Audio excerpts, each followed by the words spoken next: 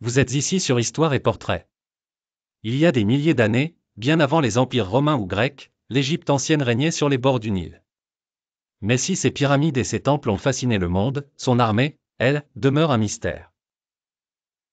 Aujourd'hui, plongeons dans l'histoire technique et militaire des anciens Égyptiens, à la découverte des stratégies, des armes et des tactiques qui ont assuré leur domination pendant des millénaires.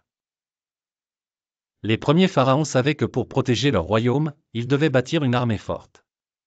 Dès la période prédynastique, les Égyptiens utilisaient des armes rudimentaires, comme des massues et des haches de pierre. Mais tout change avec l'arrivée du métal.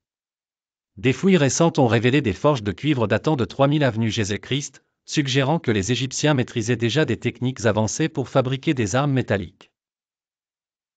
Les premières troupes étaient composées de simples paysans armés de bâtons et de boucliers en bois, mais avec l'unification des deux terres par l'armée, une nouvelle ère militaire commence. Le pharaon devient non seulement un chef religieux, mais aussi le commandant suprême de l'armée. L'arme la plus emblématique de l'Égypte ancienne était l'arc. Les premiers arcs simples, fabriqués en bois, ont rapidement été remplacés par des arcs composites importés du Proche-Orient. Ces arcs, fabriqués avec des couches de bois, de cornes et de tendons, étaient plus puissants. Des fragments d'anciens arcs composites retrouvés dans des tombes royales montrent que les Égyptiens utilisaient des colles organiques spéciales pour renforcer leurs armes, un secret technologique qu'ils ont gardé pendant des siècles. Mais l'armée égyptienne ne se limitait pas aux arcs.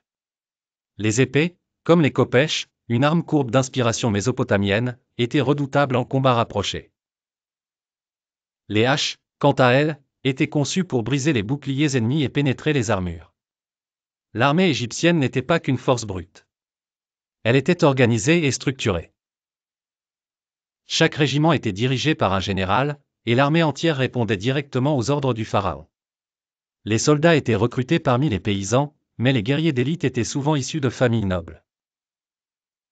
Un ancien papyrus récemment traduit révèle des exercices militaires simulés, où les soldats étaient entraînés à se défendre contre des embuscades et à attaquer en formation serrée. Le Nil jouait également un rôle crucial dans la stratégie militaire. Les armées égyptiennes utilisaient des bateaux pour transporter rapidement leurs troupes, une tactique qui leur permettait de surprendre leurs ennemis. L'introduction du char de guerre en Égypte est sans doute la plus grande révolution militaire de l'ère des pharaons. Importés par les Hyksos, ces véhicules légers et rapides sont rapidement devenus le cœur de l'armée égyptienne. Les Égyptiens ont perfectionné le char en allégeant sa structure et en utilisant des roues à rayons, ce qui le rendait plus maniable sur le terrain. De plus, les chevaux étaient équipés de harnais spécialement conçus. Chaque char était conduit par 2 soldats, un conducteur et un archer. Ensemble, ils formaient une unité mobile capable de semer la terreur sur le champ de bataille.